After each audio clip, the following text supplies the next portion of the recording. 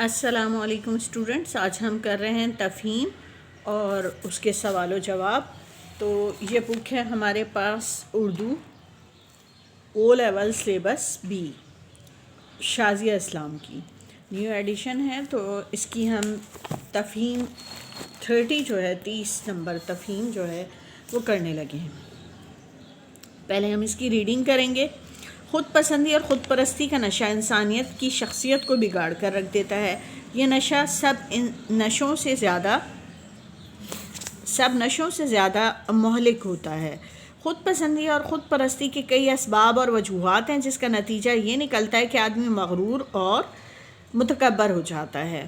وہ جس نے سب سے پہلے تکبر کیا ابلیس تھا، یعنی شیطان۔ چنانچہ بارگاہ عزت سے نکال دیا گیا۔ تکبر دولت کی فراوانی، بلند رتبے اور حیثیت، دنیاوی ساز و سامان اور مال و متاع کی زیادتی کے باعث پیدا ہوتا ہے۔ متکبر امیر غریبوں کو حقارت کی نظر سے دیکھنے لگتا ہے۔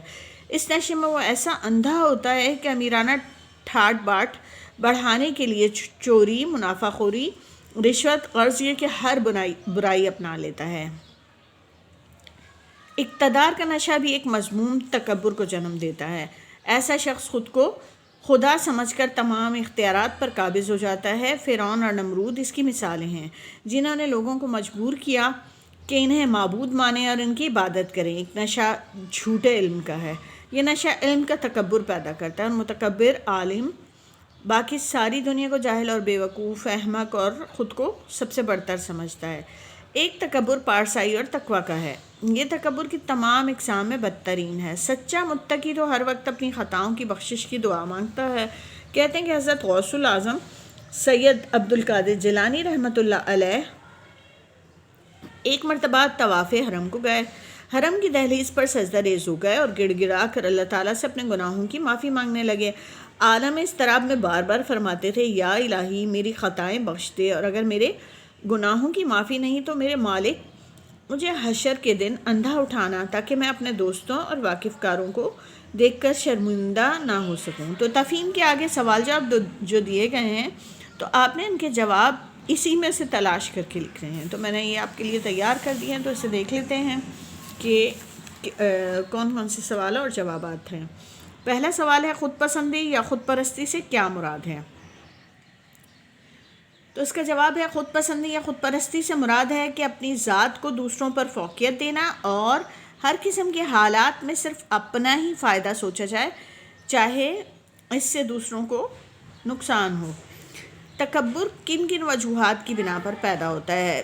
دولت کی فراوانی، دنیا، ساز و سامان اور مال کی زیادتی، بلند حیثیت و رتبے کی بنا پر تکبر پیدا ہوتا ہے۔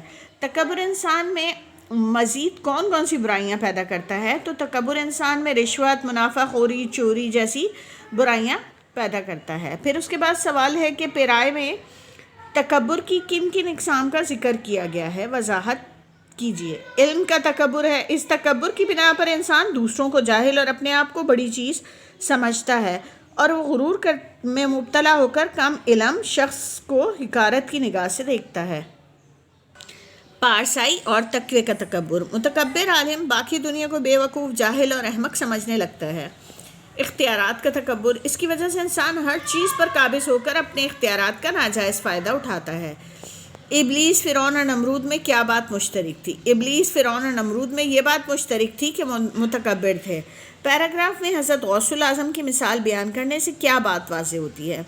حضرت غوث الاعظم جو کہ ایک نیک انسان تھے، تب بھی وہ اپنے تقویٰ پر تکبر نہیں کرتے تھے، بلکہ عاجزی کے ساتھ اللہ سے بخشش طلب کرتے تھے۔ یہ مجھے غلطی سے لکھ دیا گیا ہے۔ تو یہ تھے وہ تمام سوالات اور ان کے جوابات۔ اب ملتے ہیں اپنی نیکسٹ ویڈیو میں، جب تک کے لیے اللہ حافظ۔